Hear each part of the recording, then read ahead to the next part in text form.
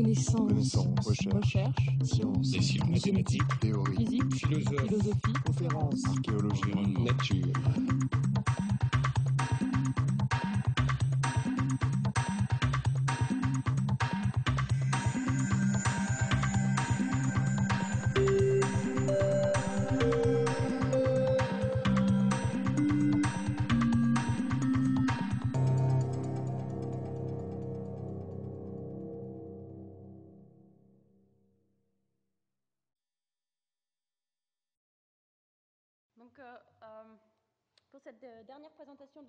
So welcome back, and for this last presentation for this evening, which is the third about governance, what we'll do is we'll make this presentation, and afterwards we'll take questions for 3 sessions all at the same time. So we'll slightly modify the order for this session. Nina Singh is police inspector. Well, she is general inspector for the police forces in Rajasthan. She is a high-ranking officer in Rajasthan, and we've had a working relationship with them for a long time, and that ended up in this project that we're going to talk about today. So we'll do things just the other way round. So Nina is going to speak first to say where this project comes from and how this cooperation got started and what the project is about. And then I will tell you about the assessment and the results. Thank you, Esther.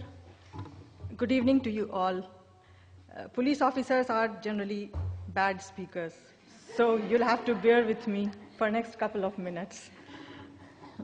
So I'm going to make a presentation on the practitioner's perspective of police performance and public perception, which is the project that Rajasthan Police did in collaboration with JPAL MIT.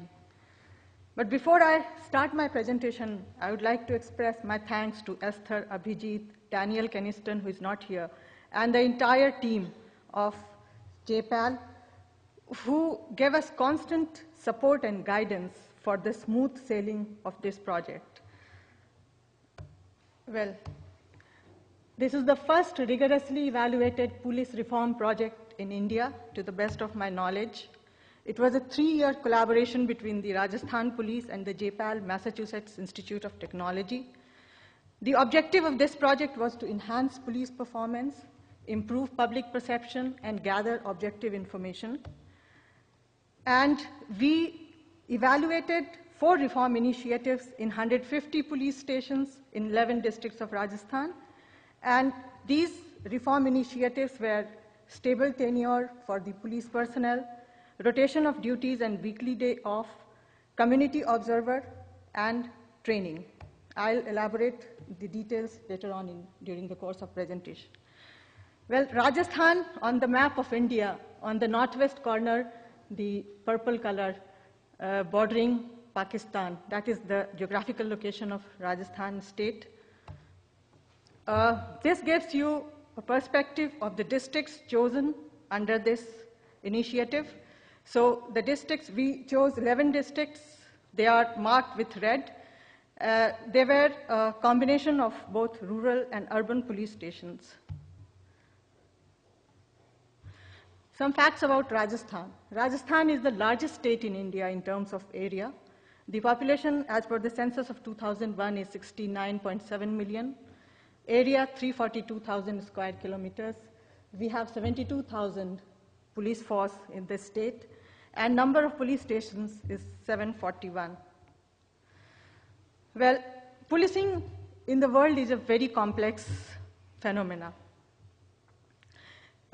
In India also, it is unique because of its history, because of its sociological matrix, and also because of the vast geographical size.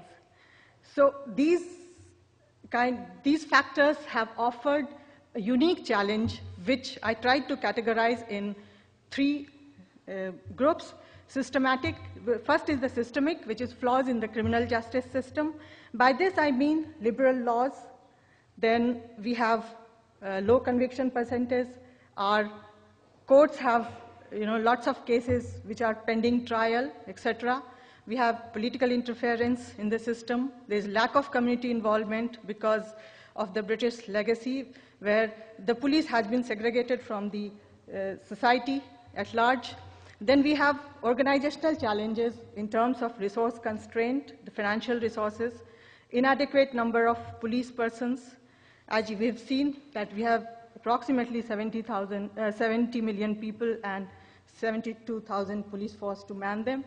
Subjective placement and arbitrary transfers, lack of motivation and lack of service orientation, and also the behavioral challenge in terms of lack of mutual trust between the police and the public, the negative perception of police, attitude of police personnel. I mean, they are generally seen as unhelpful, discourteous, etc. And then reactive approach and no emphasis on problem solving. Sorry. So some of these manifestation of all these factors have come in the form of poor image of police among the general public, where the ordinary people feel that police is generally unfriendly, not caring about the common man, lazy and unable or unwilling to do their job, and also poor job satisfaction among police because they themselves feel they are overworked, unappreciated, they are victim of political manipulation, and also they feel that there is not enough resource to do their job. This is not the first time that such kind of reform initiative has taken place in India. There have been instances of previous police reforms in the forms of various commissions that the government of India has created for the police reform, but they were very broad and ambitious in scope, and they were very seldom implemented as well. Then we also had some local initiatives. Many of them were successful, but there was little rigorous evaluation, and there's also question about their scalability. Hence, there was a need for a middle ground, which is pragmatic, effective, and that can deliver result in a short term. So why did we go for JPAL MIT? Well, this is a good question. Well, in India, police is a least researched subject. And most of our policy planning and formulation of police was largely based on the perception. So we wanted to do some project which can give us tangible result, which can give us an authentic and tangible data that help us in our policy formulation as far as the police reform is concerned. During my stay in Kennedy School of Government at Harvard, I had an opportunity to interact with Professor Esther Duflo while doing my term paper in one of the subjects that I had taken there. And I mean, it was quite an interesting interaction. So when I returned back from there, and when this discussion regarding the police reform came, and the emphasis on the tangible result and authentic data came up, so the first priority and the first person that came to my mind was Professor Esther Duflo. Also apart from that, her interest and her commitment was a great driving force. And it was very easy for me to convince my boss to carry forward with JPAL MIT. Apart from this, the JPAL MIT has the reputation, their unique evaluation methodology, then familiarity with Rajasthan, because Esther and Abhijit, they have worked a lot in India as well as in Rajasthan. And another was that they came up with no baggage of perception for or against police, while on the other hand, we as a practitioner were driven by the perceptions in our policy reform. So we thought that it will be a good balance. So that's how a unique partnership started, and with JPAL MIT and the Rajasthan police, which is the first of its kind in India. So we sat together and we decided over the area of intervention, because police is such a vast subject and there are so many things that need our attention, that needs to be addressed. But we wanted to point on those areas that can deliver immediate results. So these were the areas that we tried to find, that we kind of, chalked out for our interventions. So they were the police-public partnership. Some of these interventions were already being undertaken by the Rajasthan police: capacity building, then personnel management, improving service delivery, and crime control strategies. Our strategy while going through this project was to select a set of interventions, develop an evaluation strategy, measure impact of interventions, select a core group of officers to manage the above, adopt intervention as policy depending on impact, and do cost-benefit analysis. So we started our pre-pilot in September 2005 with initial meetings with police personnel of all ranks, judiciary, magistracy, as well as the other stakeholders. We interviewed media, we interviewed citizens from all social backgrounds, including slum dwellers, and we tried to identify the potential reforms. But then we went for the pilot of the reform, followed by the implementation of the project. During the course of this initial survey, we found out that public perception of police does not always reflect the ground reality. So police is often seen by respondents as corrupt, lazy, arbitrary, or unfair, and negative perceptions persist even when police do good work. As far as police themselves are concerned, their self-perception was also a mix of positive and negative. So on the positive side, they considered themselves to be disciplined, dedicated to job. They had high recovery and arrest rates. On the negative side, they felt that they are overworked, unappreciated, and victims of political manipulation. So we decided to carry on the testing of the potential interventions in 11 police stations in 3 districts, just to find out whether they are doable or not. Then we collected the feedback from the police station staff, who were the practitioners basically, and only after that we decided on the decision on final reform initiatives. As far as the selection of the interventions are concerned, we kept in mind these criteria, that they should be low cost and simple enough to be implemented in any police station. They are capable of generating hard evidence of success because we are doing impact evaluation, and also it could be scaled up to all of Rajasthan if successful. The unit of interventions was chosen to be police station. So these were the 4 interventions that were finally selected: stability of tenure, duty rotation with weekly off, introduction of community observers into police stations, training on investigation, and soft skills. Here I would like to say that we also modified, like these interventions, the execution of these interventions were modified when we implemented it on the basis of feedback that we received during the pilot, during our interaction with the police station staff. So this was the first intervention, was stability of tenure. Under this, all administrative transfers were frozen in selected police stations for a duration of the project. However, transfers were permitted for the misconduct or for constables with greater than 2 years of posting. The goal was first to increase transparency and reduce inappropriate interference or maneuvering by the postings, because there was a tendency in the police station that SHOs, there are good postings and there are bad postings. So it was basically the discretion of SHOs to give good posting to his favorites and bad postings to those who are not in his good books. Then it will lengthen the posting periods that will improve their knowledge of community and also help in better policing, better service delivery, and better investigation. Now, how did we did this? So the Office of the Director General of Police, which is the chief of the state police, has issued instructions restricting transfers in selected districts. And however, the transfer could occur in special cases of misconduct and serious complaints if approved by the superintendent of police of the district. This leverage we gave in the project in order to make it doable.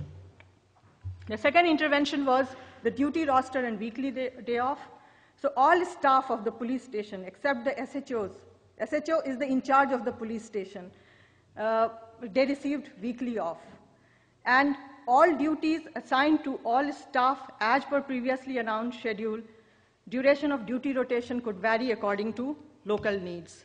So the aim was to increase the productivity so that they are less worked, better rested, more flexible, and more efficient in delivery of the services. There is greater transparency. The SHOs have the lesser discretion, and also improve the morale so that there is more time off and less burnout due to rotation. So this is the detail of how the SHOs maintained the duty rotation, roster rotation. Actually, during the pilot stage, we had recommended weekly duty rotation system. But when we received the feedback from the SHOs, we found that it is difficult because 1 week was quite less a time to get the total knowledge of that work for a constable or for an officer. So we made it a minimum of 1 month. And weekly off was also given to all police station staff. That was on every 8th day. So this is how it looked like. So this is actually the weekly duty rotation. So the name of the police constables and the duties were coded, but this was further modified into a monthly duty rotation instead of the weekly ones. This is the example of weekly day off schedule. Community observer, this was the novel practice that we introduced for the first time in the Rajasthan police, and the purpose in which 100+ community of members were selected to visit police station for 3 hours each day. 3 hours was the maximum peak hours when they received the maximum police complaints. And the observers were supposed to learn about the police work and also assist if they want. It was left at the discretion of the SHO to utilize the community observers in their respective police stations. Then after initial round of community observers had visited, the SHOs were supposed to recruit another 100+ recruits, so that it should not be limited to a few numbers. Rather, more and more people should get an opportunity to come to the police station, visit, and also help the police. The purpose was to create community awareness, and also the presence of observer encourages polite and patient behavior by staff. This we had an evidence this was proved during our piloting. Now, who were these community observers? They were basically ordinary people who had no criminal background, clean people. 30% of them were female, and they were supposed to represent every caste, class, age.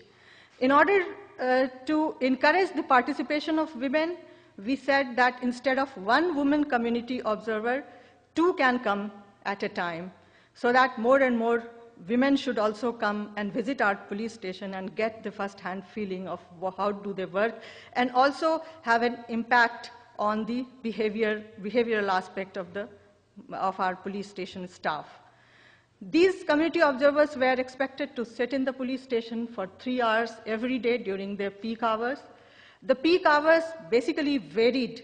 For example, in the city police station, it was 11 to 1 or 2, while in the rural police stations, it was in the afternoon, because in the morning, people from far-fetched area used to take the transport or train and come to visit police station and lodge the complaints, etc. So it was again left at the discretion of the police station in charge to decide about the peak hour, depending upon the number of complaints which was received. And they can also help members of public. It was left again at the SHOs, which is in charge of the police stations, to utilize these people, how to utilize their services. So if the police station in charge wanted, they could help members of public with lodging of FIRs, participate in the police work, and they can write comments. They were also, because every station house, the police station, were expected to maintain a register in which they were supposed to write their comments. There was also a drop box kept in the police station in which they could have written their negative complaints, the key of which were left with the next supervisory officer. And in order to maintain the objectivity, we encouraged actually committee observers to write their comments as freely as possible. That the Dropbox complaint was opened once in a week or once in a month by the SP of the district, and he was supposed to take action to address those problems. This is how we publicized it in the police stations that carried. We called it Jandrashta Karyakram, and this was the sign that the SHOs were supposed to keep in their police stations to publicize the community observer program. This is a photograph of a community observer in action. The next is the training. So we did 2 types of training. One was a week-long training module for investigating officers, which was a residential training at the Rajasthan Police Academy, which is the premier police training academy in the state, emphasizing the scientific techniques. And the second was the personality development and public relations training, which was 3-day module on communication, public relations, mediations, etc. And this was designed by ILNFS. The goal was to improve investigation through better officer training and knowledge, and also to improve the communication skills and relationship with public, in which we found that the police was lacking tremendously. This was funded by United Nations Office on Drugs and Crime. So this is what I've just spoken. So the pre-piloting of this project was started in September 2005. Then we did the pilot in 11 police stations, and then we implemented the project. We did the baseline and the endline survey, which ended in 2008. I think that was July 2008. This is how we tried to implement. So in every district, in 11 districts, we appointed a nodal officer who was of the rank of additional superintendent of police, who were responsible for monitoring the project and providing regular status report.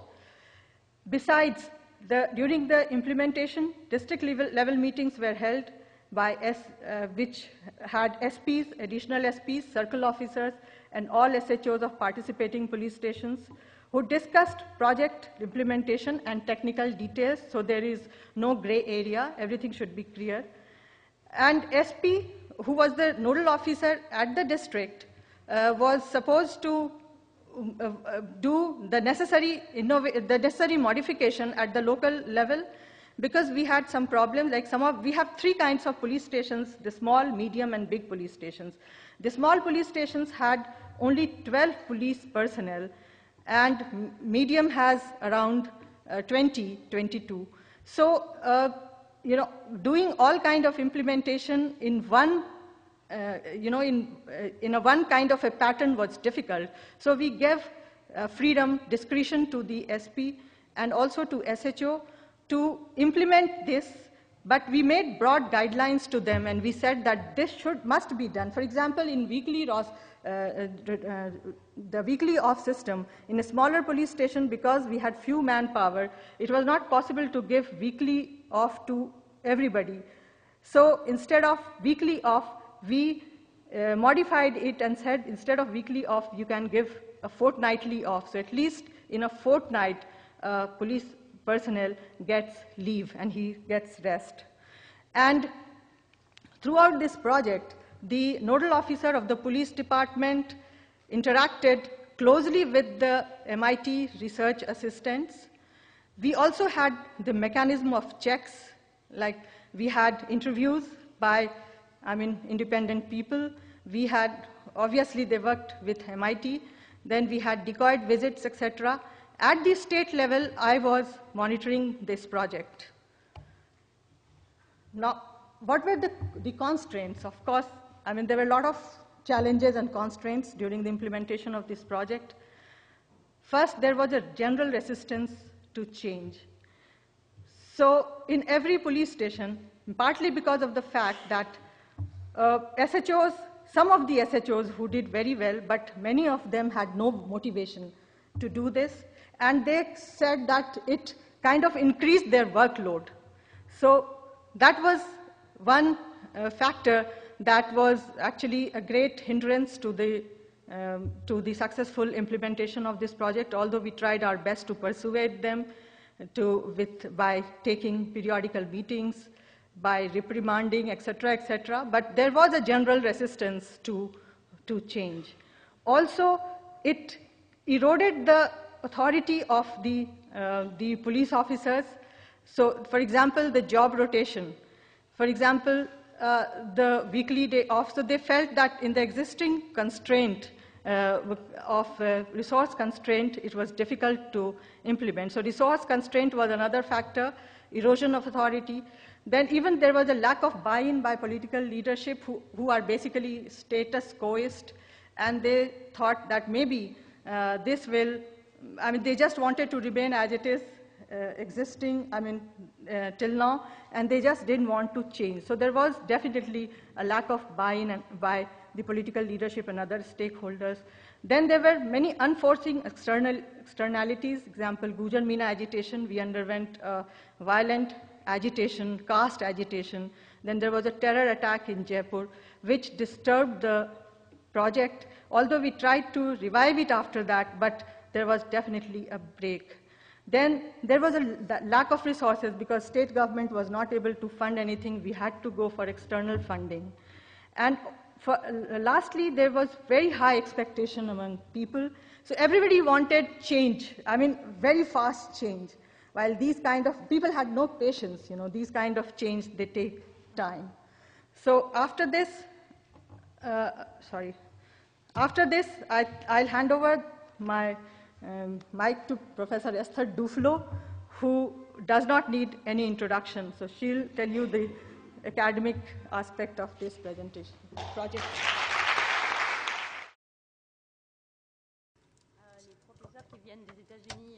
So, teachers who come from the United States and have heard an English presentation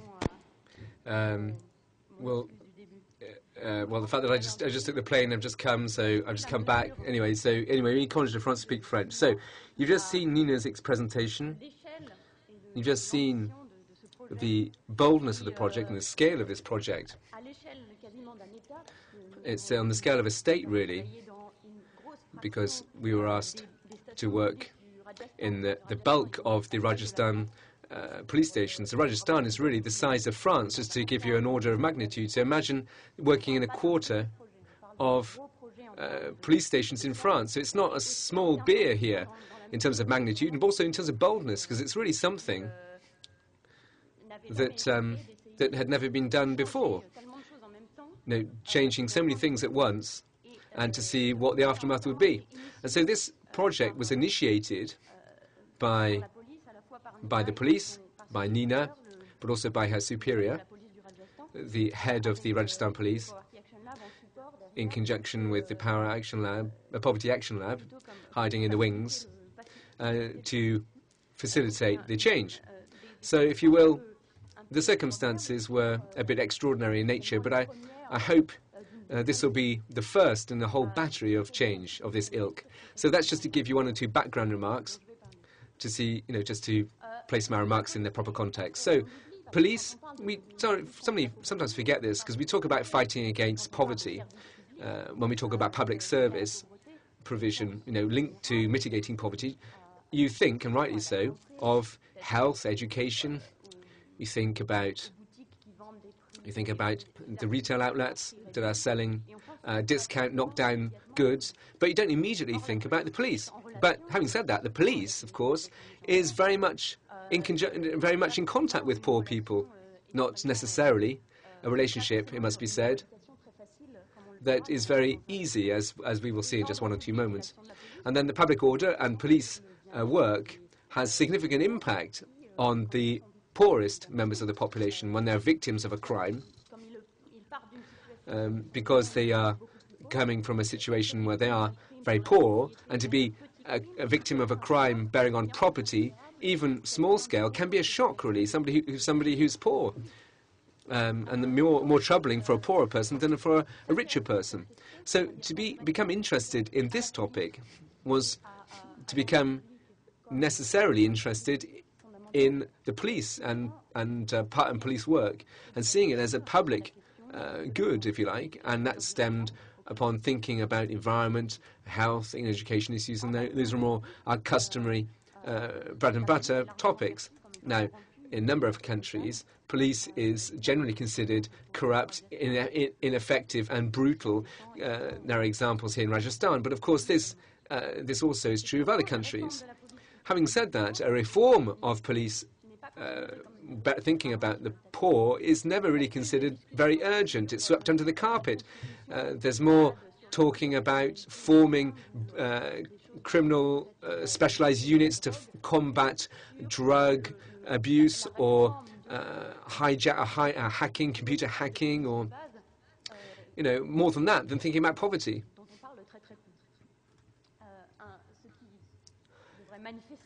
And so, what bears testimony to that is the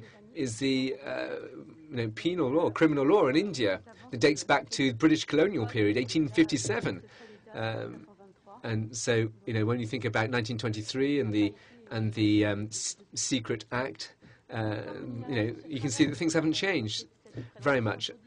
So, this presentation talks about 3 years' work done conjointly with the police, at the behest of the police, 4 reforms in 150 police stations, freezing switches of posts, of positions. Let me just give you 1 or 2 bits and bobs of information here. And the police are often poor and dominated by the hierarchy and the political system. And so they've got no guarantee for the fact that their job will continue in the future. In other words, a police officer can be switched jobs after spending 3 months in a given police station.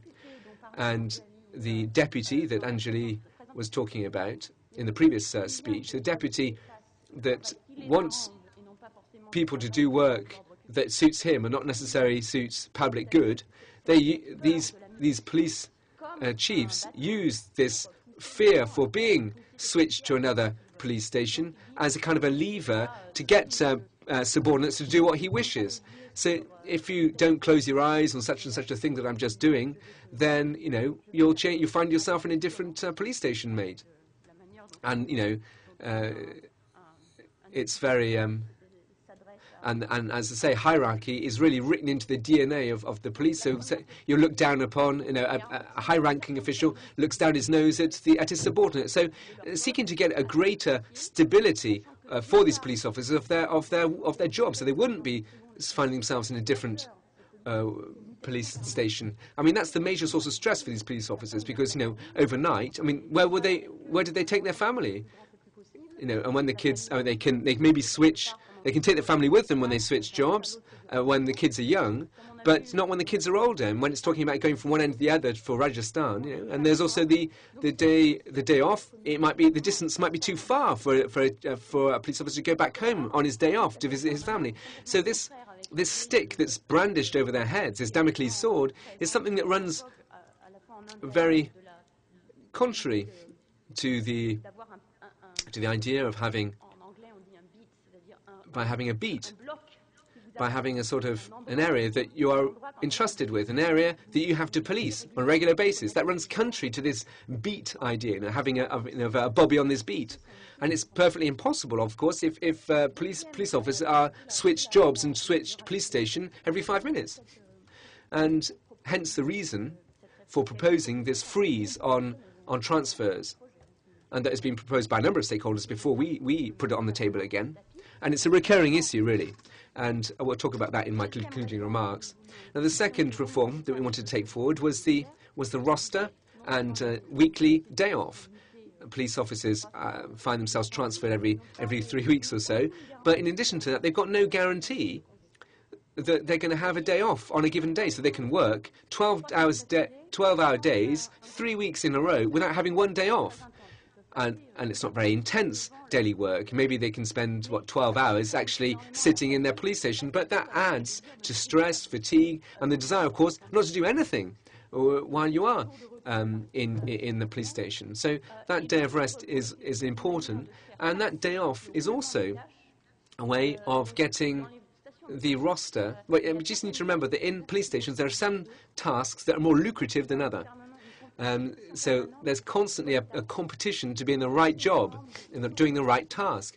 And so this is a source of corruption, as I say, because the commissaire can get somebody in the right position, a placeman, which will offer an opportunity to get bribery, revenue inflows. So by sorting out the roster and having a day off, that will weed out that problem, or at least facilitate its weeding out. The local observers, Nina talked about that, this is the third point. And the fourth point, pretty standard, vocational training. There's very little vocational training offered for the technical side of things, but also for soft skills side. In other words, the ability to talk with the general public and to offer stress management programs, yoga, things of that ilk. So there you go.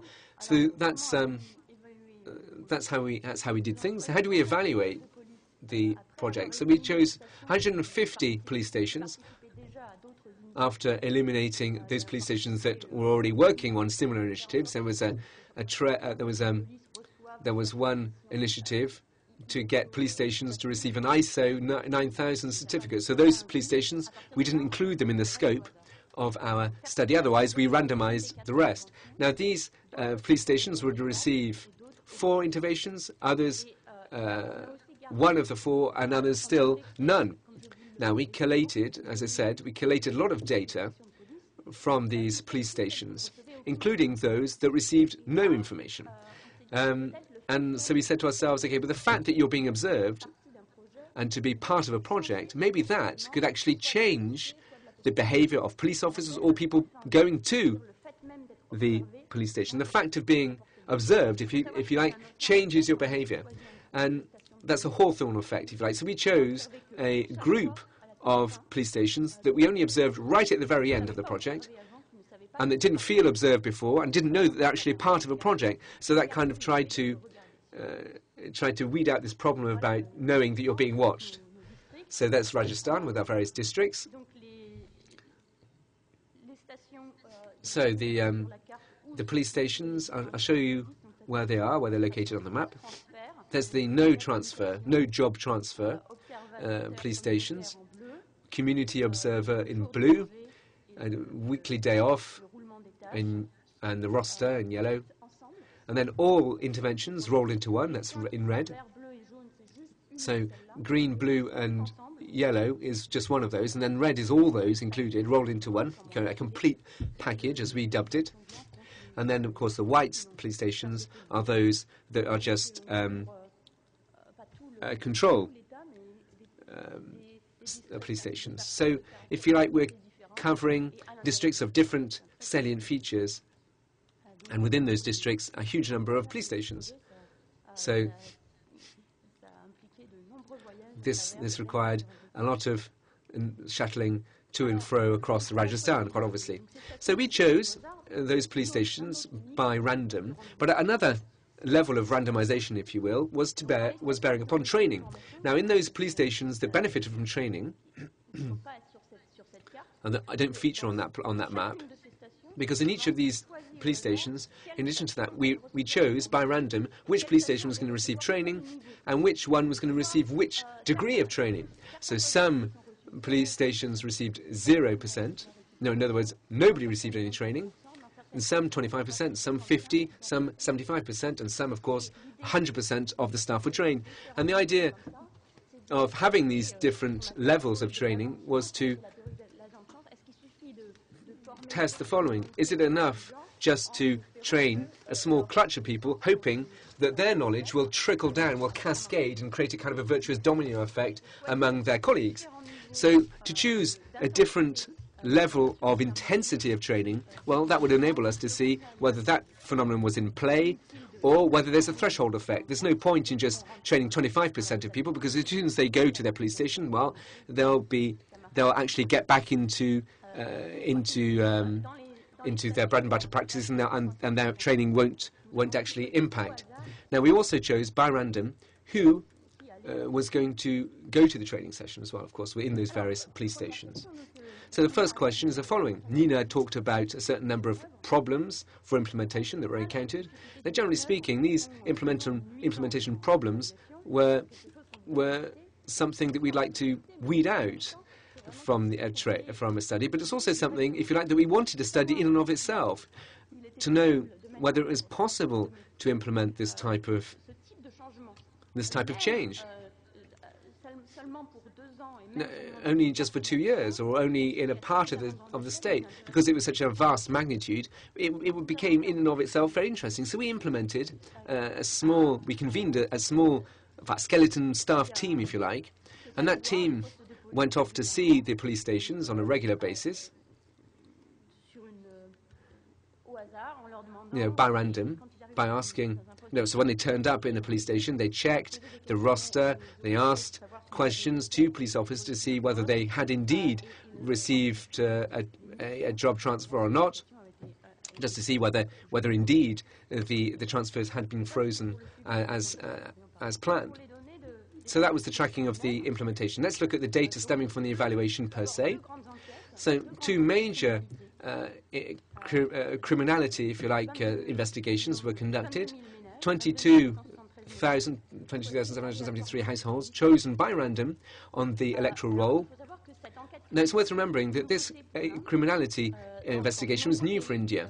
In a number of countries, such as the United States or the UK, in France indeed,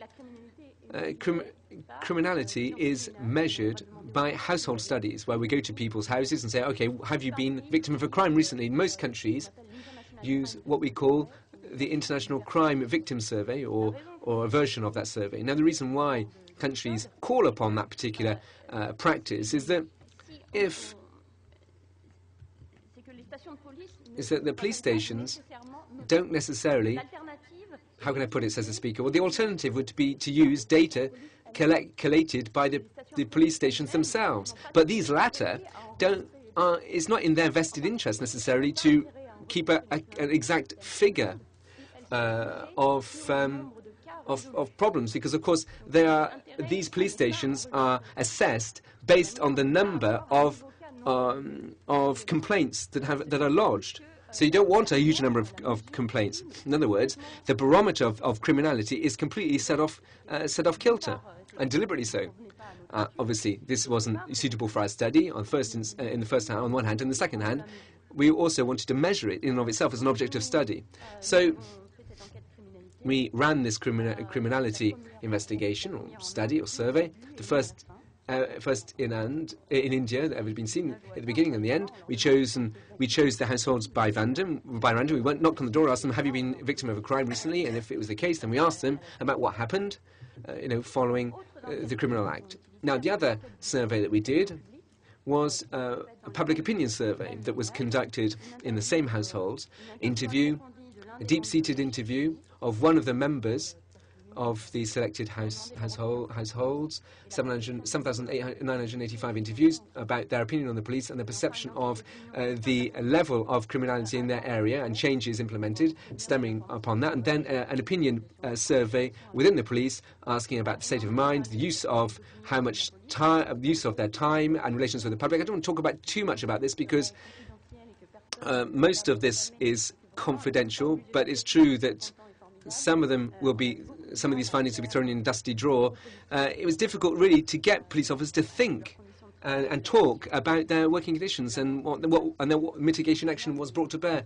Nina was saying they've got too much work, so I think they use this study to send a signal, which is good, of course, but not as useful as we would wish for the purposes of our study. So the behaviour of the police, we had two objective measures, a dossier review. So we convened a panel of former police officers, high-ranking officers, and we gave them dossiers, files, and we asked them to check and jot down the quality of the investigation work and the documentation. In other words, was the investigation run properly or not, conducted properly or not? And then surprise visits investigators playing as, passing themselves off as people lodging a complaint. This made it possible for us to determine whether police officers were asking for a bribe or were gauging courtesy, degrees of courtesy among police officers, actually recording the complaint lodged, etc.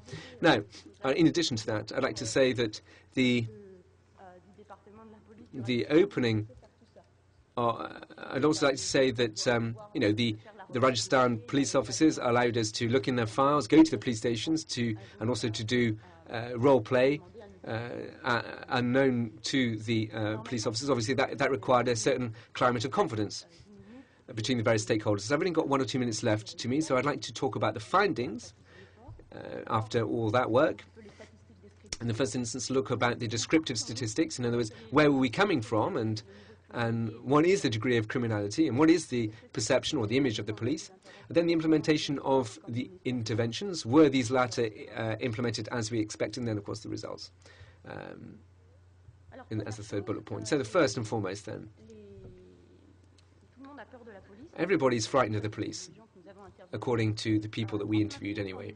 29% of people say that law-abiding citizens are frightened of the police, and 46% of people say that criminals are frightened of the police. So law-abiding people are less frightened of the police than bona fide criminals, but not very far away, 39-46%. I mean, so is this fear of the police, did that change after our work?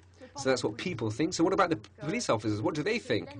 Well, these latter complain, as you can see here in this bar chart. They complain about the long working hours and the fact that they don't have any day off. Those are the salient concerns, hence the intervention that was designed to give them a day off. What about the victim rate, if you like?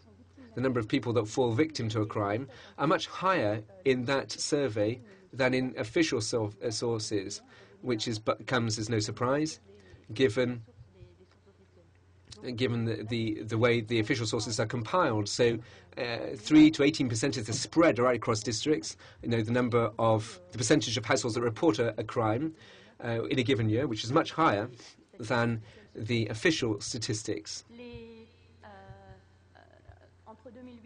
Now, between 2007 and 2008, very little change. So these two graphs plot the correlation between the perception of the crime. We also ask people, do you think the criminality has increased or not?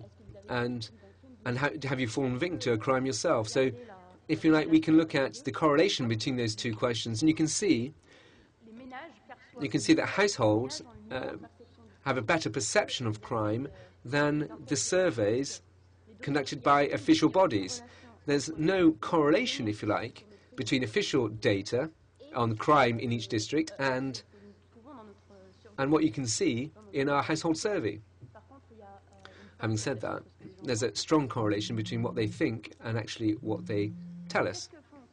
So, what do the victims do following a crime? Well, most do nothing. 73% of crimes are never reported to the police. Why is that the case? Well, 28% people say because it's not important enough. 20% say the police can't do anything anyway, and 70% say, well, the police don't want to do anything. And among those who wanted to lodge a complaint, 70% of victims say that the police asked for a bribe for the complaint to be lodged, and a certain number say that that complaints weren't lodged officially.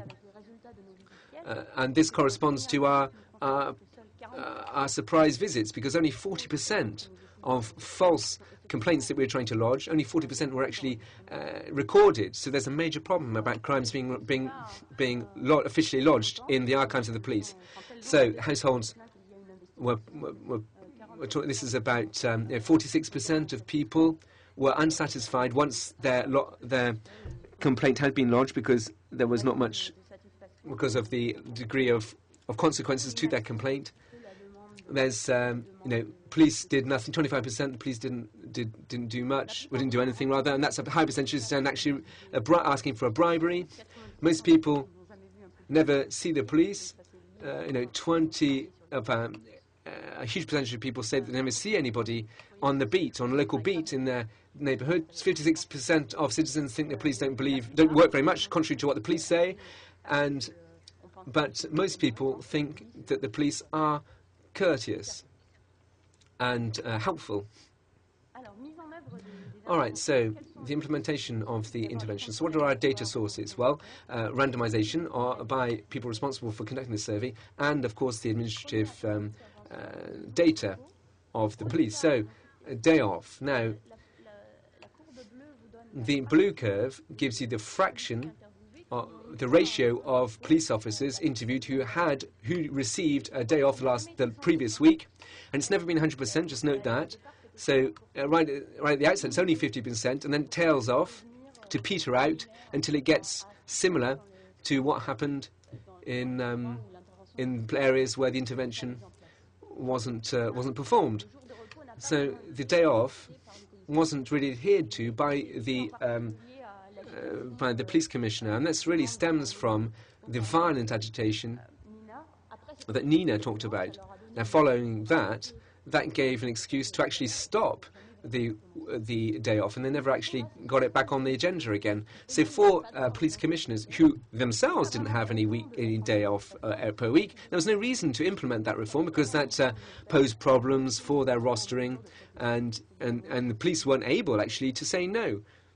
That they want an agreement with that. So with regard to job transfers now, the question was the percentage of transferred personnel over the last 10 months. Now, in the test group, well, it really depends. Really, the people who were the subject of most job transfers were inspectors or sub-inspectors. The more the subordinate people were transferred less. But among groups where there was a freeze, there's less transfer than in the test group. But we didn't still get that down to zero. So you can see a significant drop in job transfer, but it seems very difficult to actually draw that percentage down to zero with regard to the freeze. Now, for local observers, this was never conducted on a daily basis, but according to official documents, it remained in force pretty much all the time. So it's like 16 to 18 days per month, but a certain number of doubt about the quality of this data remains, because lots of signatures made by the same person and lots of rosters were filled out by the police commissioners themselves. So lots of observers, if you like, were phantom observers. Now, the training was conducted without any problem. Everybody was trained who was to be trained. Some police officers forgotten, actually, they had attended a police training session. Sometimes it didn't leave their mark, these training sessions, on police officers, but it was something that was done very smoothly. Perhaps we'll return to the whys and wherefores of that in my conclusion. So let's turn to the impact of this intervention. Let me start by a synopsis remarks, and then we'll drill down to the finer details. The reduction of job transfers had a positive effect. It increased victim satisfaction by 30%, but drew down the fear of police by 19%, and also reduced a feeling of injustice among police personnel. So, if you like, we didn't manage to stop job transfer over a year, but at least a drawdown in the job transfer did achieve those results and improve police performance. Now, training, for their part, was positive as well. Training all the staff in a police station beefs up victim satisfaction to the tune of 30%, so as much really as a job transfer, and increases, in fact, draws down the fear of police by 17%, and increases the level of forensic investigations to the tune of 1.3%, the average level being 2. It's between 1 and 5, really. And so the average is 2, so 1.3 points is a significant improvement. Now let's look at weekly day off. Increases slightly staff satisfaction, and these surprise visits, if you like, increase things as well. Now let's look at victim satisfaction. These bars here show us the the differential, here we got to police station, for example, where there is a job transfer freeze as opposed to nothing, and the little moustache there, if you will. If this is above 0, it means that the effect is significant and positive. So the job transfer freeze and the effect of training did have a significant effect to the tune of 30% on satisfaction among victims. Now, the other interventions didn't have any positive effect, or even in some cases had a negative effect. So victims are more satisfied in those police stations where those actions were conducted. Now, you remember that some police stations saw more trained personnel than others, and you can see that the increase in satisfaction is proportionate to the number of trainees, of people trained rather. So there's not a contagion effect, there's no cascade or snowball effect, it's generally proportionate. So 25% of personnel trained, 25% increase, if you like, or positive effect. So where does this come, this increase of satisfaction among victims? First, trained police officers are more active, more dynamic, so they're more likely to arrest people, more likely to investigate and collate evidence.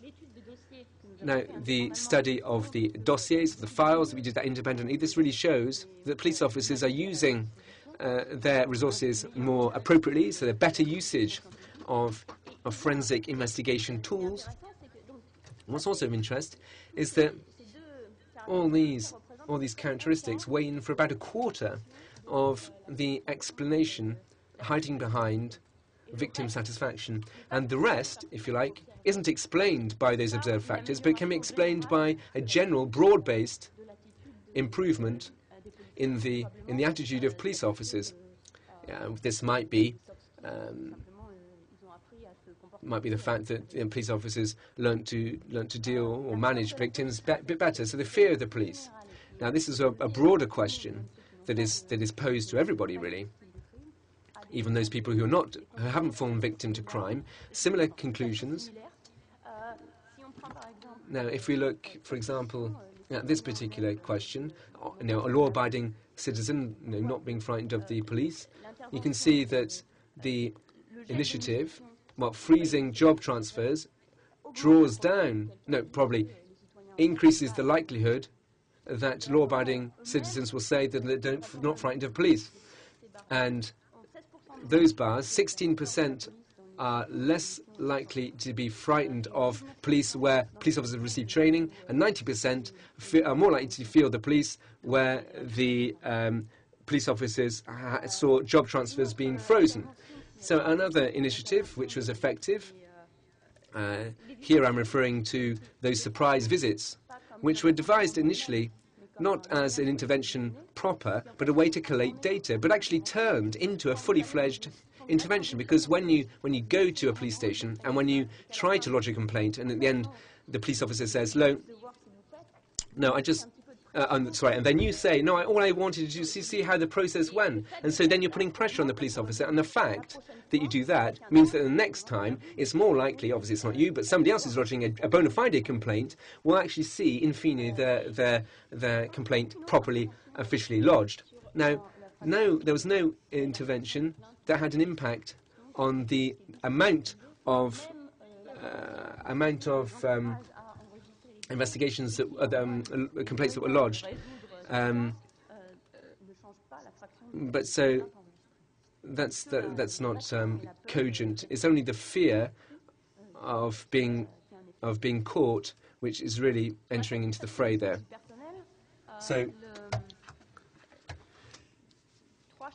with regards to staff satisfaction, 3 things. First, weekly rest or day off and work organisation has an impact, but a small one, probably because weekly day off has not been implemented on a continuous basis. Second interesting point is that training and the freezing of job transfers, which are the 2 factors that have an impact on public satisfaction, is parallel to the fact that the police complain of lack of cooperation from the public. So this is interesting because we have 2 things in parallel here. the police say, well, people we interview feel more happy with the police, and the population says they're more happy with the police.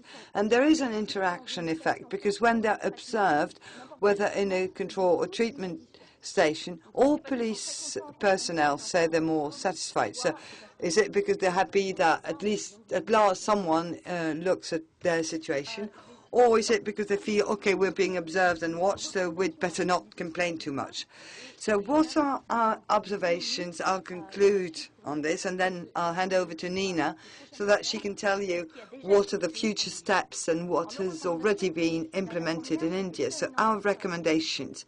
One, carry out a survey about criminality, because there are so many complaints which are never filed that there is no way we can really know what the situation is like, and we need a genuine survey about criminality or investigation about criminality. Second is to reduce the number of job transfers, because it has a proven benefit.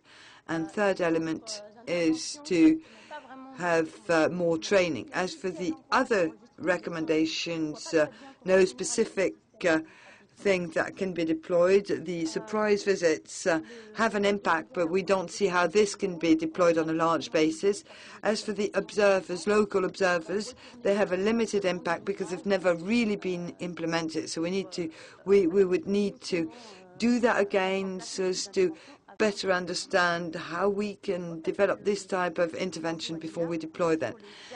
Now, over to Nina so that she can tell you about the future steps with regards to these interventions. As a practitioner, in fact, we were in the project, we were looking forward to the fact that the interventions that we selected will give tangible and authentic data in terms of the policy planning.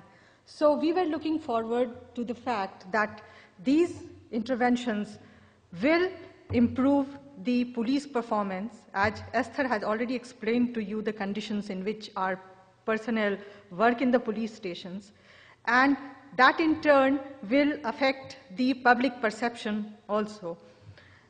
Apart from that, by the community observer, we expected that by this word of mouth and by the experiences they share in the police stations, the community observers will go back to their place and share their experiences, whether good, bad, or neutral, with their friends, with their family members, so that people come to know about good, bad aspects of policing, because so far we felt that the police perception among the public is largely negative. It was certainly, as a practitioner also, I feel that it was a very bold project. Now, Esther has already explained to you that it is like some of the interventions that we did was successful. Some of them were not very successful because of many factors that we know why they were not successful.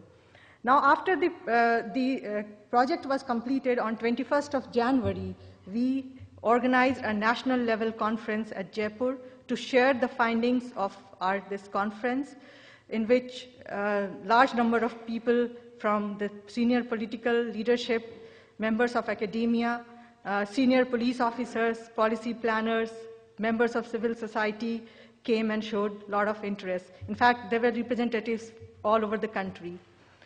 After that, and a lot of people showed tremendous interest. They are still communicating with us, writing to us how we did this project.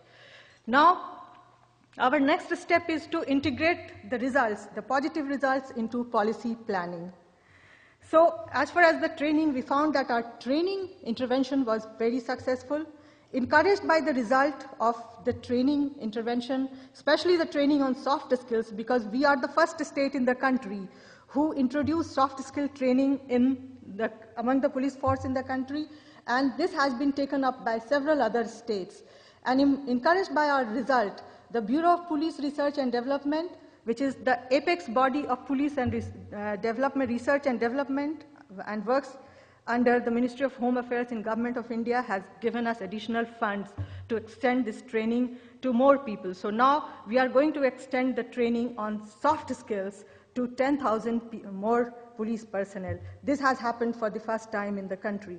And we are also planning to integrate a module on soft skill training in the basic training of police personnel in our state. Second is the independent crime survey, as Esther has explained to you. This also had happened for the first time in the country. And after the project, in fact, I and Daniel Keniston, we co-authored an op-ed, and that was published in Indian Express, which is a leading newspaper in the country. The Bureau of Police Research and Development took note of this, and they have established a small cell to launch the independent crime survey. We are working on the modality of this, so very soon we are going to have independent crime victimization survey in the country, which is again entirely a new initiative happening for the first time in the country, if it will happen. Then, as far as our third successful intervention is concerned, that is the stability of tenure. In fact, last year, the Supreme Court of India, which is the apex judicial court of the country, has given direction to the government to ensure stability of tenure, at least a minimum 2 years of tenure to the police officers. And our findings of this project has given a boost to that. So we are hopeful that very soon this will also come into a proper policy, policy formulation. It takes some form of policy, and people at the necessary level will take cognizance of it. Now, the second thing is the scaling of successful interventions. So we are also in the state planning to scale up, because we conducted this in 150 police stations. We have 741 police stations. We will be thinking, and we are planning the modalities of scaling this up especially in the state, in 741 police stations of the state of Rajasthan.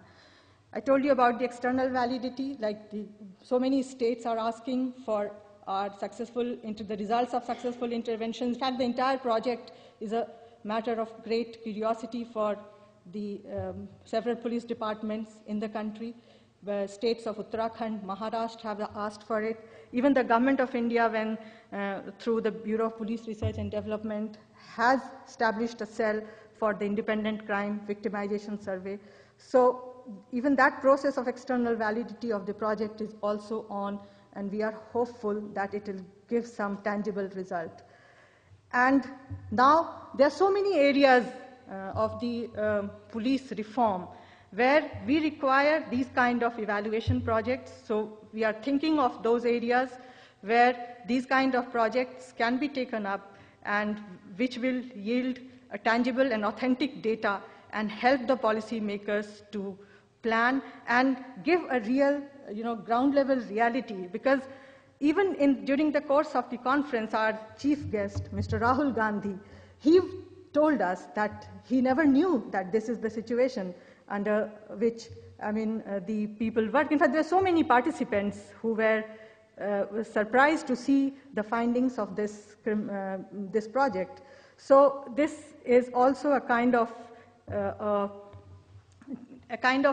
it's an eye-opener to those people who are at the policy making level, even for the top leadership, for us also, so that we can take